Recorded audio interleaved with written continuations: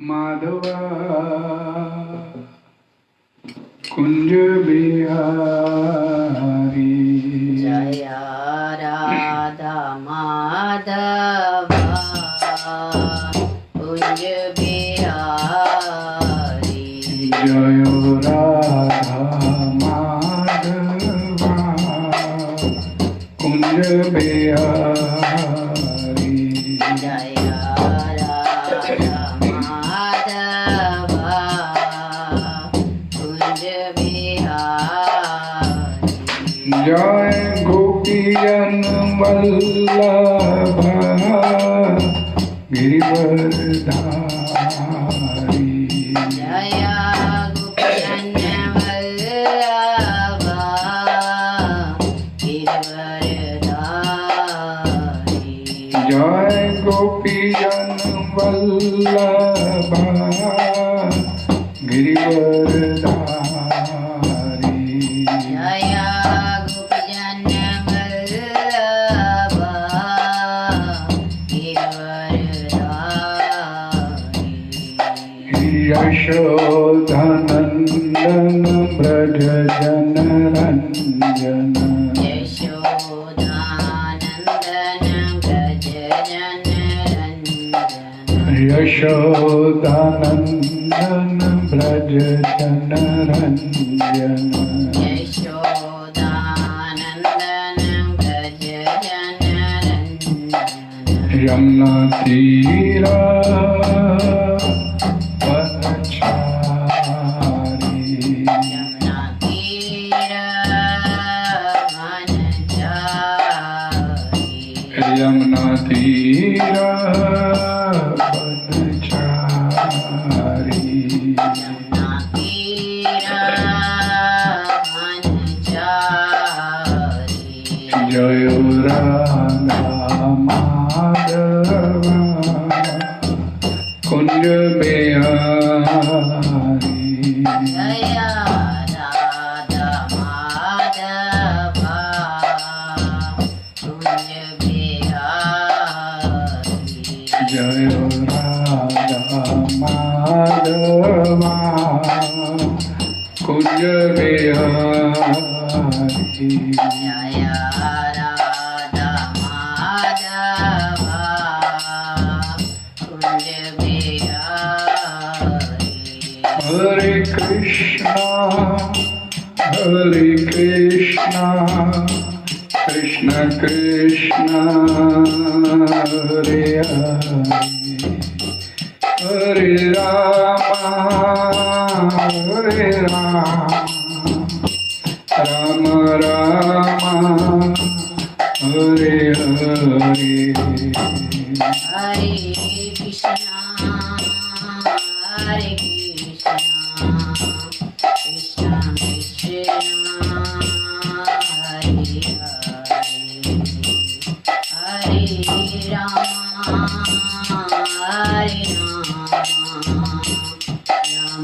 राम हरे हरे। हरे कृष्णा कृष्ण कृष्ण हरे हरे। हरे राम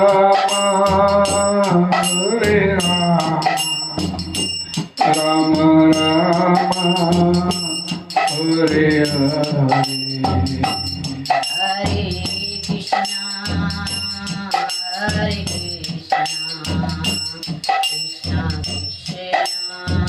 कृष्ण कृष्ण हरे हरे। हरे Ram Ram Hare Hare.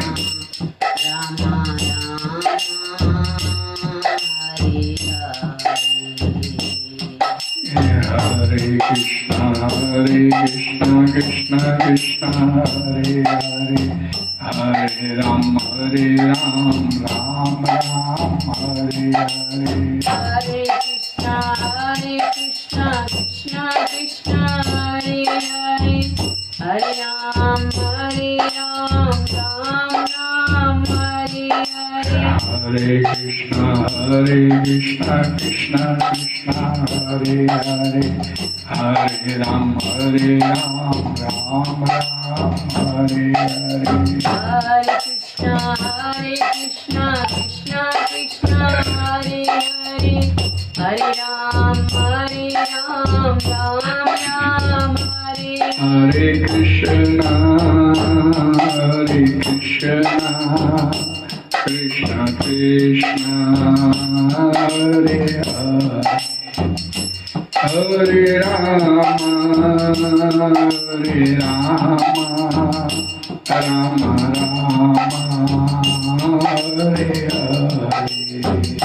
Hare Krishna, Krishna Krishna, Hare Hare, Hare Rama, Rama Rama, Hare Hare. Nitai Gaur Hari Bol, Hari Bol, Hari Bol, Hari Bol. Nitai Gaur Hari Bol, Hari Bol, Hari Bol, Hari Bol. Jaya Jaya Prabhupada, Prabhupada.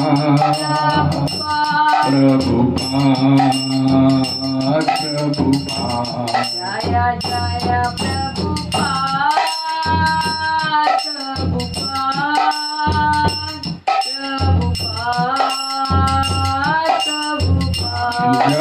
Prabhupada, Prabhupada, Bhakti Vedanta Srila Prabhupada. Jaya Prabhupada, Prabhupada, Bhakti Vedanta Srila Prabhupada. Hari नाम संकीर्तन की जय, जगत गुरु श्री बर्बाद की जय। ओम नमो भगवते वासुदेवाय। ओम नमो भगवते वासुदेवाय। ओम नमो भगवते वासुदेवाय। ओम नमो भगवते वासुदेवाय। ओम नमो भगवते वासुदेवाय।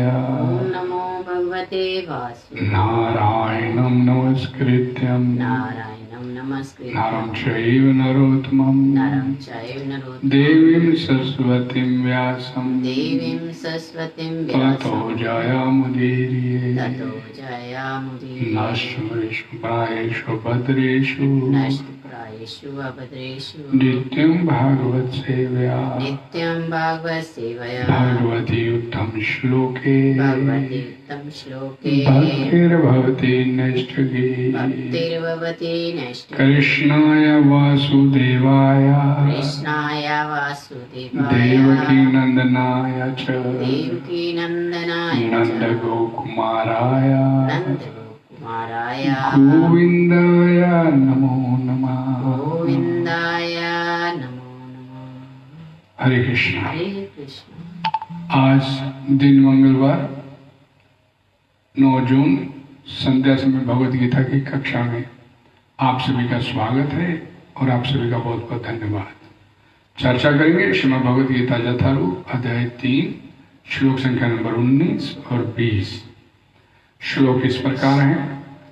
तस्मात् सक्ता सततं कार्यं कर्म समाचरा असक्तो हि आचरण कर्म परमाप्नोति पुरुषा। कर्मणा एव हि संसिद्धिम् आस्थिता जनक आद्या लोक संग्रहम् एवसि संपश्यन् कर्तुमर्हसि। श्लोक का हिंदी अनुवाद। अतः कर्म फल में आसक्त हुए बिना मनुष्य को अपने कर्तव्य समझकर निरंतर कर्म करते रहना चाहिए, क्योंकि अनासक्त होकर कर्म करने से उसे परम की प्राप्ति होती है।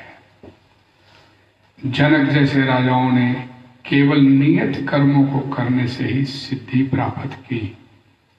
अतः सामान्य जनों को शिक्षित करने की दृष्टि से तुम्हें कर्म करना चाहिए। हरे कृष्णा। इस श्लोक का तात्पर्य इस वाणी के जगत गुरु श्री प्रभुपाद जी द्वारा सरल है, स्पष्ट है, ध्यान से सुनने की आवश्यकता है। भक्तों के लिए श्री भगवान परम है और निर्विशेषवादियों के लिए मुक्ति परम है। अतः जो व्यक्ति समुचित पथ प्रदर्शन पाकर और कर्म फल से अनासक्त होकर भगवान श्री कृष्ण के लिए या कृष्ण भावनामृत में कार्य करता है, वह निश्चित रूप से जीवन लक्ष्य की ओर प्रगति करता है। अर्जुन से कहा जा रहा है कि वह कृष्ण के लिए कुरुक्षेत्र के युद्ध में लड़े, क्योंकि कृष्ण की इच्छा है कि वह ऐसा करे। उत्तम व्यक्ति होना या अहिंसक होना व्यक्तिगत आसक्ति है, किंतु फल की आसक्ति से रहित होकर कार्य करना परमात्मा के लिए कार्य करना है। ये उच्चतम कोटि का पूर्ण कर्म है जिसकी संस्तुति भगवान श्री कृष्ण ने की है।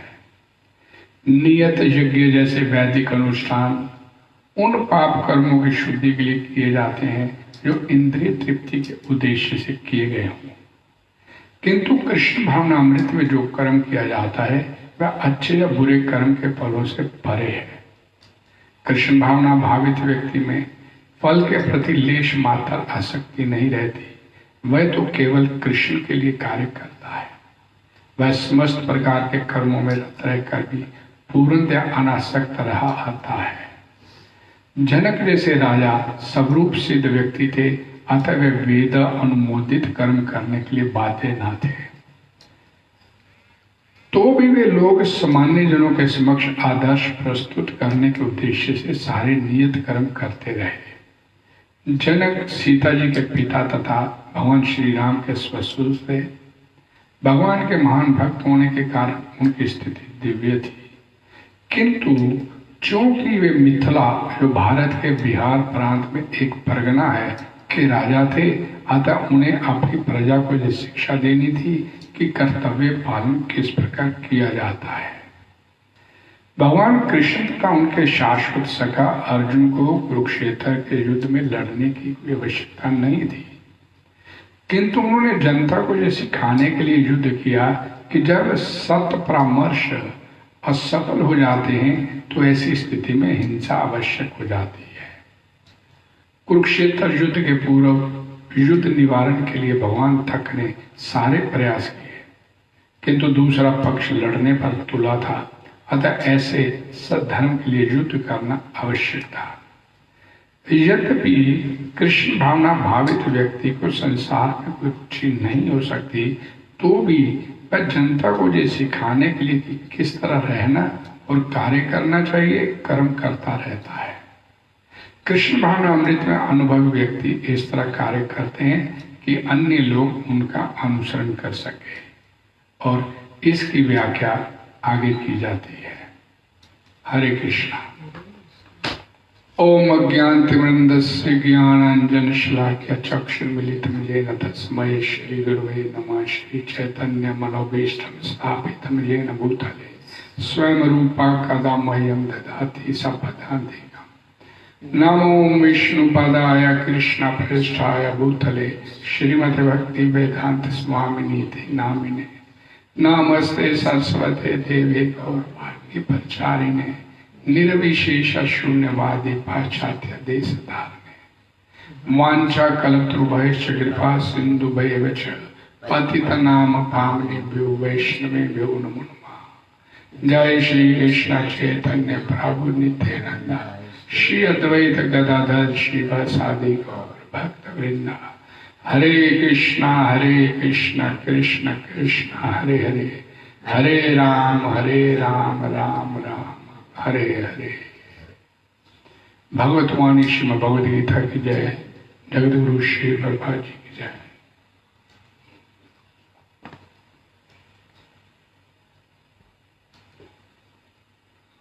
तस्मात् असक्ता सततम कार्यम कर्म समाचरा असक्तो ही आचरण कर्म परम आपनोति पुरुषा। अर्थात कर्म फल में आसक्त हुए बिना मनुष्य को अपना कर्तव्य समझकर निरंतर कर्म करते रहना चाहिए, क्योंकि अनासक्त होकर कर्म करने से उसे परब्रह्म परम की प्राप्ति हो जाती है। कोई कर्म किया और मन में जो भावना रहती है इसका फल भी अच्छा ही मिलेगा, फल मिलेगा। और यहाँ पर ये बात भगवान बोलते हैं कि कर्म फल में आसक्ति किए बिना, और आसक्ति कहते किसे हैं? आसक्ति का लिटरेरी अर्थ क्या है? अटैचमेंट का वास्तविक रियल मीनिंग अपने स्वरूप से जड़ पदार्थों के प्रति जो आकर्षण हमारे मन में पैदा हो जाता है, जड़ पदार्थों के प्रति आपके मन में जो आकर्षण पैदा हो जाता है, दैट इज कॉल्ड अटैचमेंट, आसक्ति कहलाती है। ये आसक्ति है। और आसक्ति रहित होने के लिए, अटैचमेंट खत्म हो जाए, आसक्ति के कारण को जानना अति आवश्यक है कि हमारी अटैचमेंट खत्म हो जाए। अटैचमेंट हुई क्यों, ये बात और महत्वपूर्ण है। ऐसा मानने से जो हमारा शरीर आदि है, नाशवान पदार्थों का महत्व हमारे अंतःकरण में, हमारे मन में, हमारी इंद्रियों के जम जाता है, और इसी कारण इन पदार्थों में, हमारी जड़ पदार्थों में हमारी आसक्ति होती है। देखिए, दो ही सत्ता है, एक आत्मा है, एक संसार है। और संसार की सत्ता नहीं है, और आत्मा अनश्वर है। और हमारी जो आसक्ति किसी के प्रति, किसी विशेष वस्तु के प्रति, यानी कि जिसके प्रति भी हमारी आसक्ति होती है, वो जड़ पदार्थ के प्रति होती है, किसी के शरीर को लेके होती है, कोई विषय वस्तुओं के प्रति होती है। तो ये विजातीय पदार्थों के प्रति, इस बात को समझिए।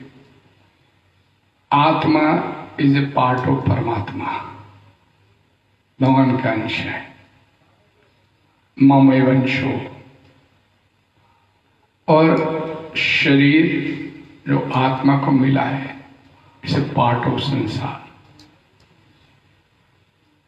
इस संसार का अंश है।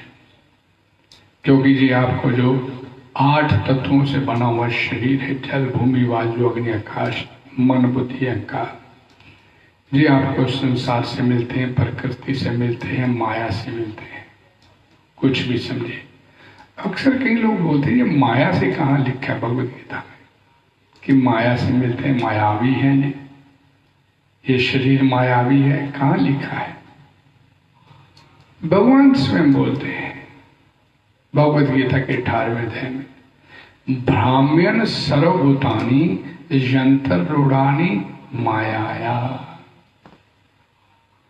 भगवान कहते हैं इस बात को कि माया से बने शरीर रूपी यंत्र के अंदर बैठा मैं सभी जीवों को भ्रमण करवा रहा हूं।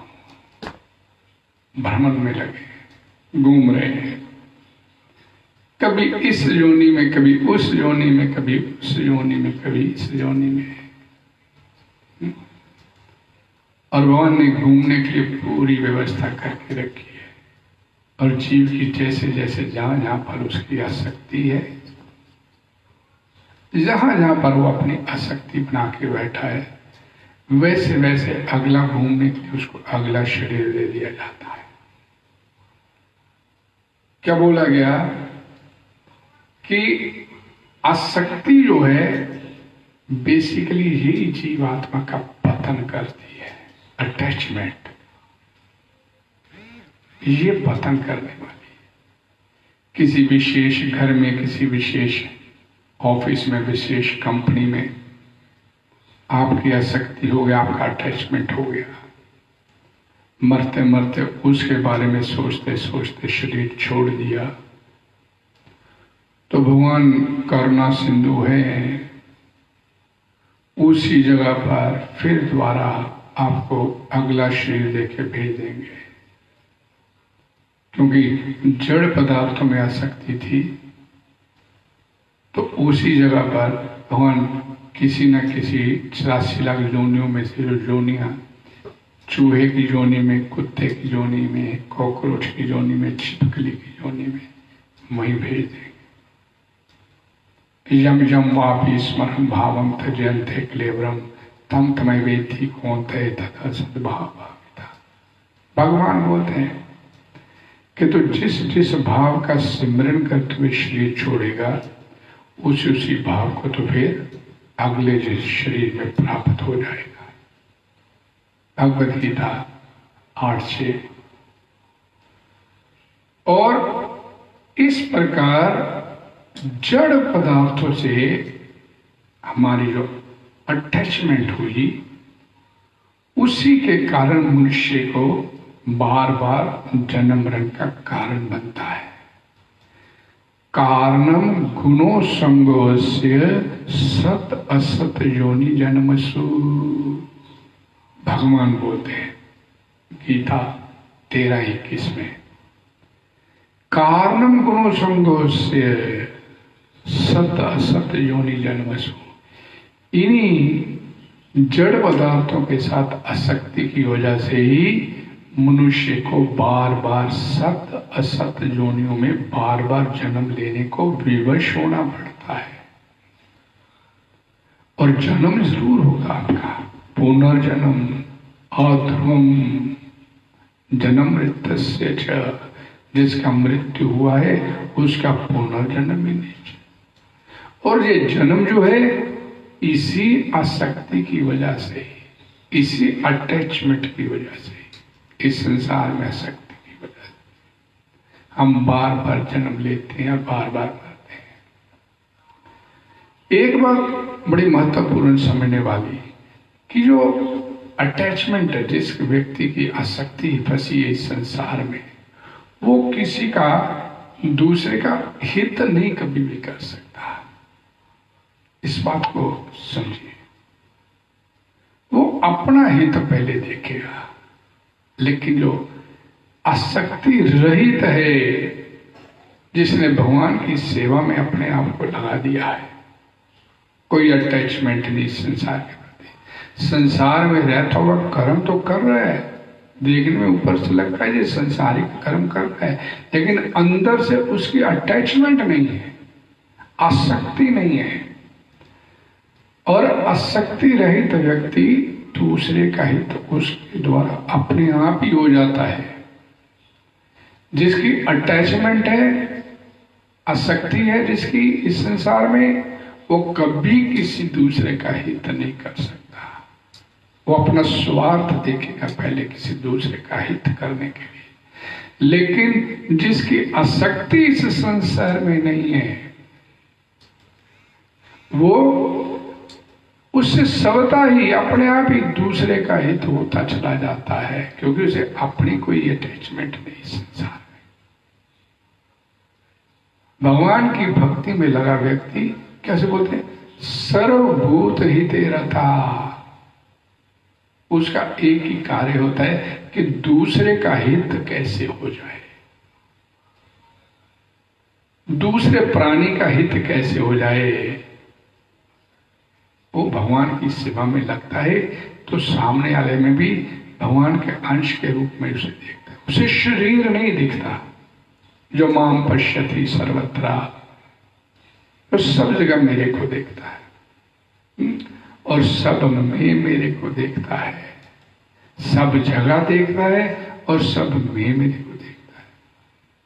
तस्यम न पर्णश्यामी स च में न पर्णश्यति। फिर भगवान भी बोलते हैं कि ऐसा व्यक्ति न मैं उसके लिए अदृश्य हूं न वो मेरे लिए अदृश्य है। फिर संतैव सदैव हृदय शिवों के अंति, भक्त लोग इसी तरह सदैव हर समय हर पल भगवान का दर्शन अपने अंतःकरण में करते रहते हैं। भगवान उनसे दूर नहीं है और वो भगवान से दूर नहीं है। इसलिए अटैचमेंट की जो बात है ये बड़ी महत्वपूर्ण बात है। इसमें एक बात समझिए, जब जीवात्मा इस संसार में मनुष्य योनि लेकर पैदा होता है, मनुष्य शरीर लेकर पैदा होता है, इस संसार में आता है, तब उसको ये शरीर, धन, संपत्ति, मकान, माता पिता, भाई बहन सब कुछ मुहैया करवाए जाते हैं, सब कुछ उसे मिलता है। और जब वह यहां से जाता है शरीर छोड़ के, अर्थात जन्म लेता है, ये मनुष्य शरीर लेता है, तो उसे सब कुछ यहां पर मुहैया करवाया जाता है। और जब वो यहां से जाता है तो जो कुछ उसे मिला हुआ होता है उसे यहीं छोड़ के जाना होता है। यहीं पे मिलता है, उसे मुहैया करवाया जाता है और यहीं पे उसने वापिस छोड़ के भी जाना है। अब इस बात के को गंभीरता से समझने का प्रयास कीजिए कि संसार में जो वस्तु आप आने के बाद आपको मिली है, वो आपको मुहैया करवाई गई है, वो आपकी अपनी नहीं है, आपकी अपनी नहीं है। इस सहज ही सबता ही ये बात सिद्ध होती है कि यहां आने के बाद ही आपको मिला और जाते समय यही आपसे सब कुछ वापस ले लिया जाएगा। तो ये कुछ चीजें आपको मिली, जो वस्तुएं मिली, इससे सत्ता ही सिद्ध हो जाता है ये आपकी अपनी नहीं है, ये मुहैया करवाई गई थी। और आप जैसे किसी प्रभुपाद जी श्रीमद् भगवद गीता की भूमिका में बड़ा सुंदर लिखे, एक व्यक्ति किसी बैंक में या किसी कार्यालय में जॉब करता है, उसे काम करने के लिए कैबिन दिया जाता है, बड़ा सुंदर सा उसका कैबिन होता है, लाखों करोड़ों रुपए उस कैबिन में पड़े होते हैं। उसे कंप्यूटर दिया जाता है, टेबल दिया जाता है, कुर्सी दी जाती है, और भी जो साधन है उसको काम करने के लिए, उसका काम ढंग से चल सके, उसे बैंक मुहैया करवाता है। और जब उसकी सेवा निवृत्ति हो जाती है, सब कुछ उससे वापस ले लिया जाता है। भाई सब कुछ नहीं रख दे, अब तू घर चल। और जब वो उस बैंक में या उस कार्यालय में कार्य करता है, तो उसको भी अंदर से इस बात का पूरी तरह से इस बात की चेतना होती है, इस बात का ज्ञान होता है कि ये जो कुछ भी पड़ा हुआ है ये मेरा नहीं है, एक दिन ये सब कुछ देके जाना मेरे को वापस। ये उसके अंतःकरण में ये बात पूरी तरह से घर करके बैठी होती है। इसलिए उसकी अंदर से ही उसके साथ उन चीजों के प्रति, उस वस्तुओं के प्रति उसकी अटैचमेंट नहीं होती, और ना उनको अपने घर लेके जा सकता है। इसी तरह इस संसार में रहने के लिए आपको जो कुछ भी सामग्री मिली है, जो कुछ भी साधन आपको मुहैया करवा दिए गए हैं, ये सेवा करने के लिए, किसकी? भगवत सेवा करने के लिए आपको ये साधन मुहैया हुए हैं। इन सब को भगवान की सेवा में मान के लगाते हुए, हर कार्य को भगवान की सेवा मानते हुए, इस संसार में रहते हुए जो भी साधन सामग्री आपको मिली उसको भगवान की मानते हुए, भगवान की सेवा में लगाते हुए आपने एक दिन वापस आना है। और ये बात जो है आपके अंदर घर करके बैठनी चाहिए कि संसार में जो कुछ भी मिला है, माता मिला, पिता मिला, भाई मिला, संतान मिली, घर मिला, मकान मिला, दुकान मिली, जो कुछ भी मिला ये आपको यहाँ पर मुहैया करवाया गया है आपके कर्मों के अनुसार, और उसके बाद यहीं पर आपने सब छोड़ के जाना है। इसमें आसक्ति नहीं होनी चाहिए। ये एक फॉर्मूला है। इस बात को अगर आप अपने अंदर बिठा लें तो आपका जन्म मरण आज ही समाप्त हो जाएगा। हमारे साथ समस्या क्या होती है कि हम इनके ऊपर अपना मालिकाना हक बना के बैठ जाते हैं, और वो भी किन के ऊपर? जो जड़ वस्तु हैं। भाई कभी नोटों की गड्डी ने बोला आपको ये मैं आपकी हूं, कभी किसी कंप्यूटर ने बोला मैं आपका हूं,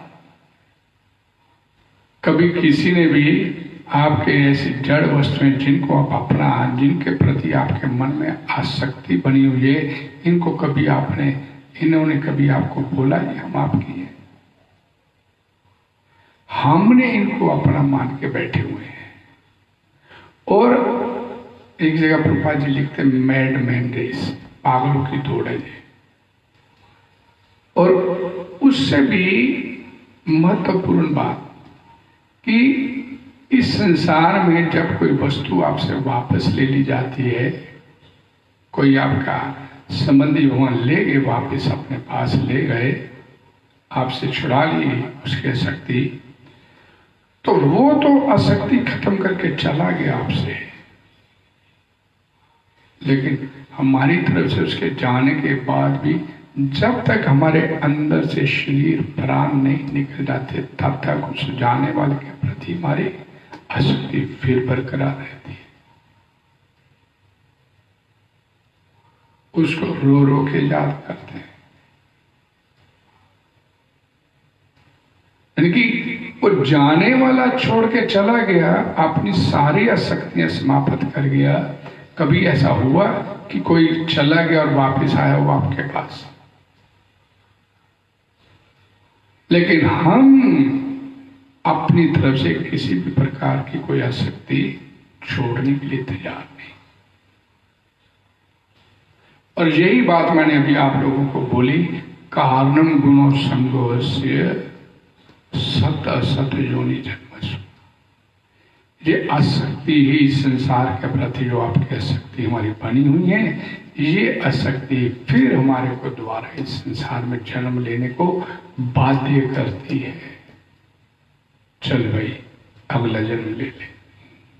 तो अपनी कोई वस्तु छोड़ आया है, कोई वस्तु अपनी भूल आया है, तो चल दोबारा भेज देते हैं तेरे को। दिल छोटा नहीं कर, भेजेंगे तेरे को। भगवान बड़े करुणा सिंधु है। आप भले ही बोलते रहो उसके जाने के बाद भगवान इसको अपने धाम में जगह देना, और जाने वाला नहीं अपने धाम, भगवान के धाम में जगह चाहता तो आपके कहने से कैसे उसको जगह मिलेगी? वो अपनी आसक्ति यहां पर बना के बैठा हुआ था, वो नहीं अपनी आसक्ति छोड़ के जाना चाहता, तो आपके प्रार्थना करने से उसकी आसक्ति, उसके जो बंधन के जो कारण है छूट जाएंगे क्या? यही वजह है कि इस संसार में बार बार जन्म लेते हैं और बार बार मरते हैं। संसार जो है एक आपका कर्म क्षेत्र है। भगवान ने जितने भी साधन मुहैया करवाए, उन साधन का इस्तेमाल भगवान की सेवा में करने के, और उनको भगवान की सेवा में करते हुए आपके मन में क्या है? परमात्मा तत्व से मिलने की, भगवत तत्व, भगवान से परम तत्व को प्राप्त करने की ये आसक्ति आपके मन में, दो आसक्ति है इस संसार में, एक परमात्म तत्व के प्रति, एक संसार के प्रति। और हमारी जो भी आसक्तियां हैं इस संसार के प्रति है। परमात्म तत्व के बारे में तो सोचते भी नहीं। एक इस बात को समझे कि कभी भी हमने परमात्म तत्व के प्राप्ति की उद्देश्य को अपनी आसक्ति बनाए, कभी इस तरफ हमने सोचा भी नहीं। एक दुकानदार है, सारा दिन अपना कार्य करता है अपने उद्देश्य को लेकर। उद्देश्य उसका एक अपना पक्का निश्चित है, धन प्राप्ति। धन की प्राप्ति दुकानदार का निश्चय उद्देश्य पक्का बना होता है। और जैसे वो अपना दिन का कर्म अपना समाप्त करता है, दुकानदारी सांझ हुई, संध्या समय दुकान बढ़ानी है, जैसे ही अपना ये दुकानदारी का कर्म समाप्त करता है तो अपने उसी उद्देश्य में पूरी तरह से लीन हो जाता है। जिस उद्देश्य को प्राप्ति के लिए उसने सारा दिन कर्म किया, उस कर्म की समाप्ति पर अपने उस उद्देश्य में और दुकान बढ़ाने के बाद लीन हो जाता है। क्या करता है? उस दुकान बंद करके उसका ध्यान सबका ही रुपयों की ओर चला जाता है। अपनी सारी करेंसी इकट्ठी करता है, एकत्र करता है, गले में से पैसा निकालता है, उधर से निकालता है, उधर से निकालता है, इकट्ठे करता है, गिनता चलता जाता है। ये उसका लक्ष्य है, उसके कर्म का लक्ष्य है। वो उन रुपयों को गिनते समय ये ध्यान में नहीं रखता कदापि भी कि कौन कौन सा ग्राहक आया था, कौन कितने पैसे दे गया, कौन कितने पैसे दे गया, कोई सरकारी आया था या गैर सरकारी आया था, कोई वैश्य आया था, कोई शूद्र आया था, कौन सी जाति का आया था। उसकी दुकानदारी करने का उद्देश्य उसका धन प्राप्ति और उस धन प्राप्ति के लक्ष्य में लीन हो जाता है। अपना पैसा गिनता, एकत्र करता है, अपनी गड्डी में रखता है। ये हमारा आज का हो गया, आज का दिन का लक्ष्य पूरा। भाई ये लक्ष्य कभी हमने परमात्म तत्व को बनाया, भगवत प्राप्ति का कभी ये लक्ष्य हमने बनाया कि भगवान की प्राप्ति का लक्ष्य नहीं कभी तय किया हमने। जीवन का उद्देश्य क्या है इसको तय नहीं किया। इसको तय नहीं करने के पीछे सबसे बड़ा मुख्य कारण क्या है? क्योंकि ये जो जड़ पदार्थों के प्रति हमारी आसक्ति है, ये हमारे को विरासत में मिलती है, माता पिता से मिलती है। माता पिता भी धन संपत्ति के पीछे लगे और अपने बच्चे को भी वही आगे ट्रीट करते हैं। और जैसे जैसे ये कलयुग बढ़ता चला जा रहा है, ये उद्देश्य धन कैसे बढ़िया से बढ़िया तरीके से अधिक कैसे प्राप्त करना है, ये जीवन का लक्ष्य बचपन से बताया जाता है। और उसी लक्ष्य की प्राप्ति के लिए बचपन से ही उसे ट्रेन करना शुरू कर दिया जाता है। भगवत प्राप्ति तो सपने जैसी बातें हैं, भगवत प्राप्ति भी है, ये कभी लक्ष्य नहीं हमने अपने जीवन का बनाया। ये क्या बोलते, शास्त्र को बोलते हैं कि आपको माता पिता बनने का अधिकार नहीं अगर आप अपनी संतान को इस संसारिक चक्कर से बाहर नहीं निकाल सकते। और यहां पर सफल ही उस माता पिता को बोला जाता है जो अपने बच्चे को ज्यादा से ज्यादा धन कमाने में ट्रेन करता है। कौमाराचरित प्राज्ञो धर्मान भागवत नहीं दुर्लभम मानुषम जन्म तपिया दुरुमार्तदम। ये तो कभी भी जीवन का लक्ष्य नहीं हमारा हुआ। ट्रेंड इसी तरीके से किया गया कि अटैचमेंट ये बनी रहे, अटैचमेंट नहीं खत्म हो इस संसार के प्रति, और ट्रेनिंग भी उसी ढंग से उसके की जाती है। यहां पर एक बात और बड़ी महत्वपूर्ण है, परमात्म तत्व की प्राप्ति के लिए जो भक्त जब कर्म करता है तो उसमें भी कर्तापन कभी कि मैं कर्म करूं, ये भी उसके अंदर अभिमान नहीं आता। लेकिन अहंकार जब सबसे बड़ा भयानक शत्रु है जीवात्मा, ये भी अपने आप ही समाप्त होता चला जाता है। आसक्ति के रहित होकर कर्म करना, ये जैसे जैसे यहाँ प्रभुपाद जी ने अपने कहा है कि जैसे जैसे जीवात्मा को कृष्ण भावना अमृत में रहते हुए अपने जीवन के कार्य संपन्न करता चला जाता है, उसके अंदर के जितने भी विकार होते हैं धीरे धीरे सारे समाप्त होते चले जाते हैं। सिर्फ और सिर्फ भगवान की भक्ति करने से, कृष्ण भावनामय जीवन बिताने से अपने आप आपके अंदर की जितनी भी आसक्तियां हैं ये धीरे धीरे समाप्त होती चली जाती है, और आपको कृष्णा कॉन्शियसनेस में आते हुए अपने आप अंदर से ये फीलिंग होनी शुरू, अनुभव होना शुरू हो जाएगा कि ये संसार जो है इससे अटैचमेंट नहीं, अटैचमेंट मेरे को। इसमें एक और बड़ी महत्वपूर्ण बात,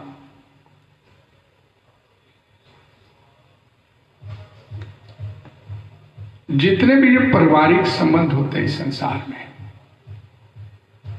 भक्त जैसे अपने आप को निरंतर करता था, मैं नहीं मानता कि मैं करता हूं, ऐसा नहीं मानता, तो माता पिता पुत्र पत्नी भाई आदि के साथ संबंध भी अपना निरंतर नहीं मान के रखता।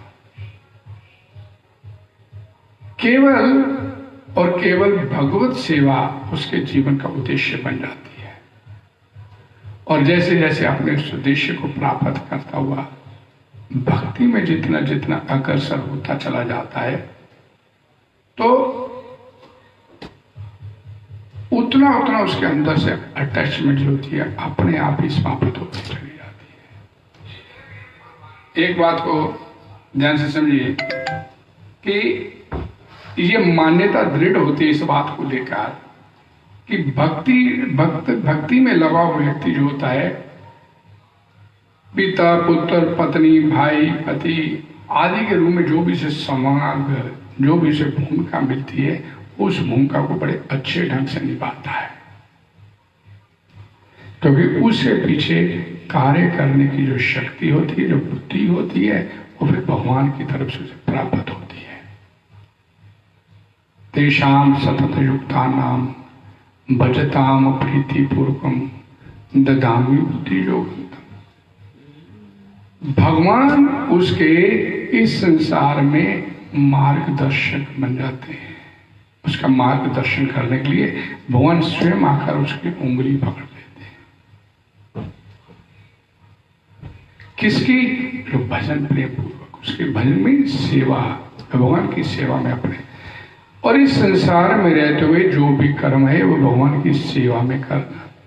मैंने पहले भी आप लोगों को बताया था, भगवद गीता में भगवान श्री कृष्ण बोलते हैं, यत करो सी यथा जो सी यथसी तथा सी यत तपस्यसी, कि तू जो कुछ भी इस संसार में आने के बाद करता है, तो परिवार का पालन पोषण करता है, परिवार को पालता है, कोई धार्मिक अनुष्ठान कार्य करता है, तो जो कुछ भी खाता पीता है, तो जो कुछ भी दान त्याग इत्यादि जो भी कर्म करता है, इस संसार में आने के बाद। यत तपस्यासी, तू कोई तपस्या, तपस्या किसे बोलते हैं? हम कलयुग में क्या बोला जाता है कि घर परिवार को पालने के लिए सुबह उठते ही भाग दौड़ करनी, सारा दिन कठिन परिश्रम करना, ये जो कुछ भी तो संसार में आके करता है, भगवान बोलते हैं तो तत्पुरुष हुआ कौन था ये कुंती पुत्र, तो कर्म करने से भगवान ने मना नहीं किया, लेकिन कैसे कर? मदर्पणम, मेरे को अर्पित करते हुए कर। यानी कि इस संसार में जो कुछ भी तेरे को मुहैया करवाया गया है वो भगवान का है, भगवान का दिया हुआ है, और यही दृष्टिकोण अपने रखते हुए इस संसार में तो इससे जो कुछ भी किसी का सर्वभूत हित रहता, हर प्राणी को तो हित करते हुए, और हित वास्तव में क्या है? इस संसार में आने के बाद किसी को भगवान की भक्ति में लगा देना। भारत भूमि थे हो ले जन्म जा, जन्म सार्थक कर, कर परोपकार। तेरा भारत में जन्म हुआ है, भारत भूमि पे तू आया है, तेरे को मनुष्य शरीर मिल गया है भारत भूमि में, तो जन्म सार्थक कर, अपना जन्म सफल कर, जन्म को सिद्ध कर। कैसे कर? परोपकार, दूसरे का उपकार कर। और वो परोपकार क्या है? पर उपकार क्या है? किसी दूसरे को भगवान की भक्ति में लगा देना। भाई एक मेले में कोई बालक खो गया और वो आपको मिल गया, तो आप उस बालक को अपने पास रख के उसे बढ़िया बढ़िया खिलाओगे, बढ़िया बढ़िया कपड़े दिलवाओगे, बढ़िया बढ़िया उसकी पालन पोषण करोगे, ये ठीक है? या उसको उसके घर, उसके माता पिता के पास पहुंचाओगे, ये ठीक है? अर्थात ठीक है कि उसको उसके माता पिता के पास पहुंचाना। तो भक्ति योगी जो होता है, जो भक्त है, वो दूसरे को पर जन्म सार्थक कर, कर परोपकार, कि उसको भगवान के, उसके वास्तविक माता पिता के पास भेजने का इंतजाम करना, उसे भक्ति में लगा। क्योंकि मरने के बाद भगवान इसको अपने धाम में ले जाना, इस वाक्य को पूरा करवाता है कि दोबारा फिर इस संसार में से जन्म नहीं लेना पड़े, इस संसार के दुख नहीं झेलने पड़े, ये दोबारा नहीं आए। उसे उसके घर, उसके माता पिता, वास्तविक जो माता पिता है उसके पास उसको भेजना, ये वास्तविक परोपकार है। भाई भूखे को खाना खिलाएंगे, शाम को फिर भूखा है, रोगी को दवाई दिलाओगे, महीने बाद फिर रोगी हो सकता है। तो ऐसा कर्म करना चाहिए कि उसकी सदा सदा के लिए जो संसारिक दुख है, जन्म मृत्यु रोग बुढ़ापा, उसका वो सदा सदा के लिए उसका खत्म हो जाए, ये प्रबंध करना। तो ये कर्म करते हुए, ये कार्य करते हुए जीवात्मा जब भगवान की सेवा में अपने आप को ऐसे लगाता है, तो उससे आसक्ति रहकर ही वो, आसक्ति के रहित होकर वो कर्म करता है। ये वास्तविक कर्म फल से रहित होना अपने आप को। तो ये आपकी स्थिति कब आएगी? जब आप अपने आप को भगवान की सेवा में लगाएंगे। भगवान की सेवा में लगेंगे तो ये आसक्ति रहित जो स्थिति है ये अपने आप आती चली जाएगी। और फिर यहां पर पूछा गया, यहां पर कि आसक्ति रहित होके कर्म करने वाले, अर्थात अपने लिए नहीं कर्म करके भगवान की सेवा में लगने वाले ऐसे कोई व्यक्ति भी हुए जिन्होंने अपने आप को ऐसे इस संसार से अपना छुटकारा प्राप्त किया। तो उसके लिए ये भगवान श्लोक बोलते हैं, कर्म नैव ही संसिद्धि में स्थित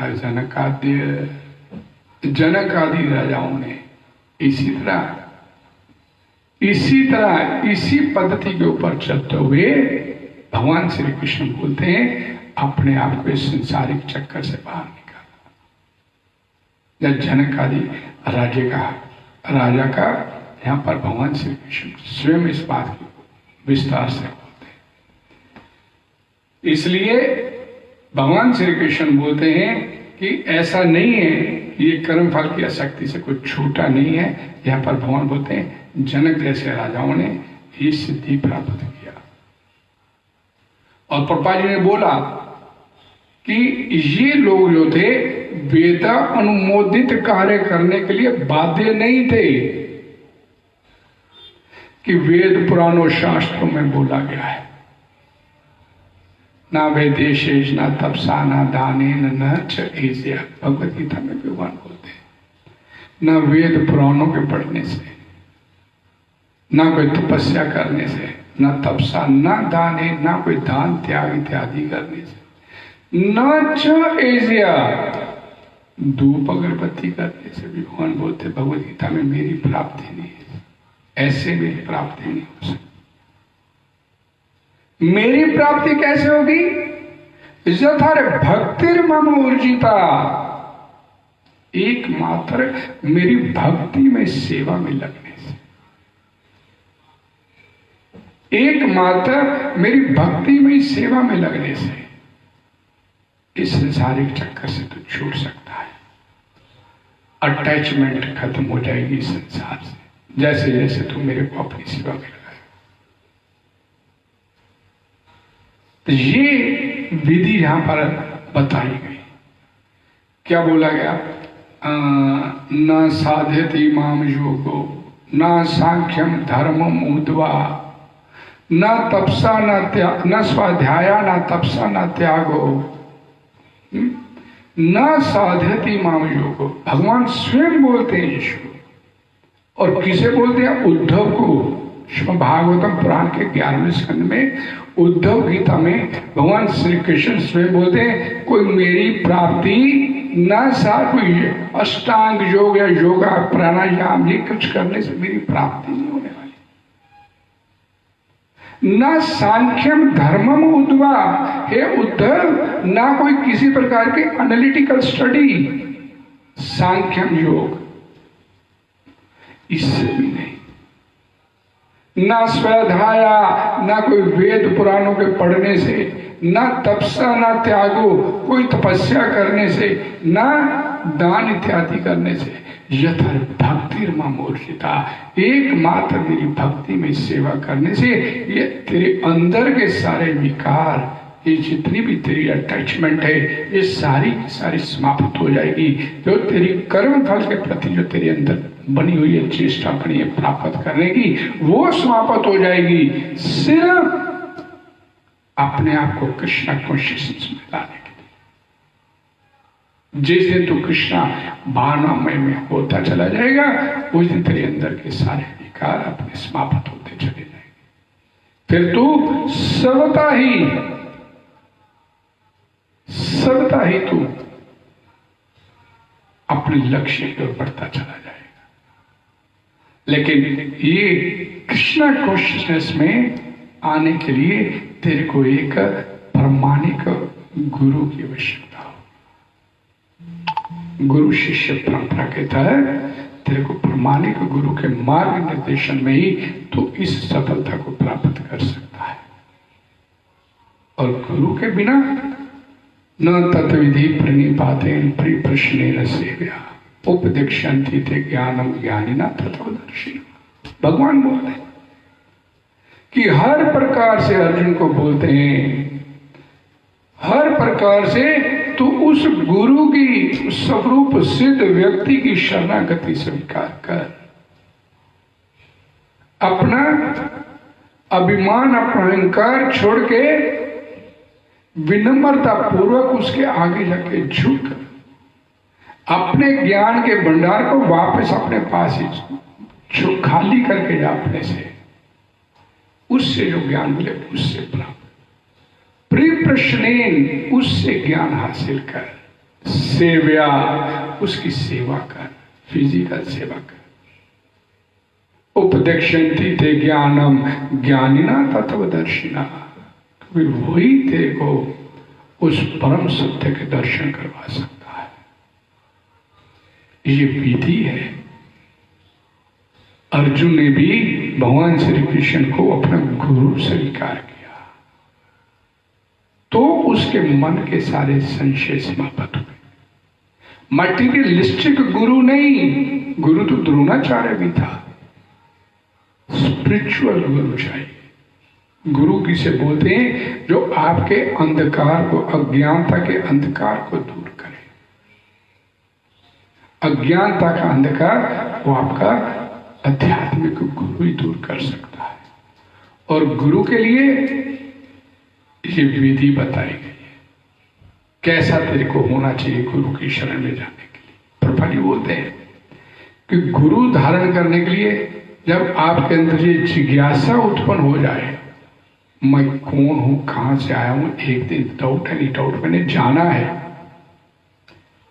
कहां जाना है, कहां से आया था, ये जब तक आपके अंदर सवाल उत्पन्न नहीं होते तब तक आपको गुरु की प्राप्ति की आवश्यकता ही नहीं। अभी तो हम मटीरियलिज्म में फंसे हुए।